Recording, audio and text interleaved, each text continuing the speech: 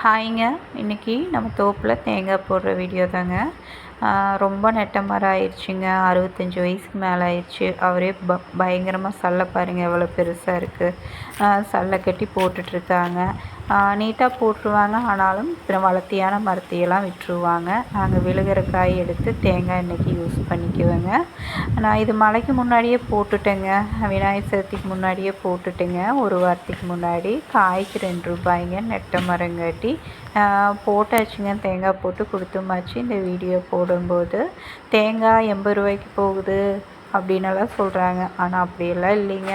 தேங்காய் ரூ. 80 போச்சுன்னா எங்களுக்கு அதில் ஒரு பங்கு மட்டும்தாங்க கொடுப்பாங்க. அதை 2-3 கை மாறி வரங்காட்டி உங்களுக்கு அவ்வளோ விலையாக இருக்குங்க.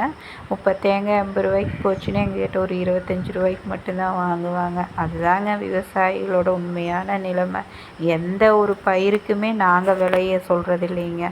வியாபாரிகள் என்ன விலை விற்கிறாங்களோ அதுதான் விலைங்க.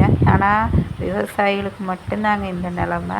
அப்புறம் எல்லாத்துக்கும் அவங்கவுங்கவே விலை வச்சு விற்கிறாங்க எல்லா பொருட்களுக்குமே. ஆனால் எங்களுக்கு மட்டும்தாங்க கஷ்டப்பட்டு உழைச்சி அதை கொண்டுட்டு வந்து என்னடா தோப்புக்காரங்களுக்கு என்னடா அப்படின்னு சொல்லி நீங்கள் யோசிப்பீங்க. ஆனால் தோப்புக்காரங்களுக்கும் அதில் நிறைய வேலைகளெல்லாம் இருக்குல்லங்க.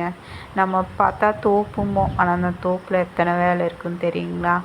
எல்லா விவசாயிகளுக்கும் எல்லா என்ன சொல்கிறதுங்க, லாபம் எடுக்கும்போது ரொம்ப கஷ்டப்பட்டு தாங்க எடுப்போம். நீங்கள் ஒரு ரூ. 10 இன்வெஸ்ட் பண்ணால் தான் அடுத்த டைம் நம்ம அதையும் சேர்த்து ஒரு ரூ. 15 எடுக்க முடியுங்க. போட்டோன்னா எதுவும் எடுக்க முடியாதுங்க.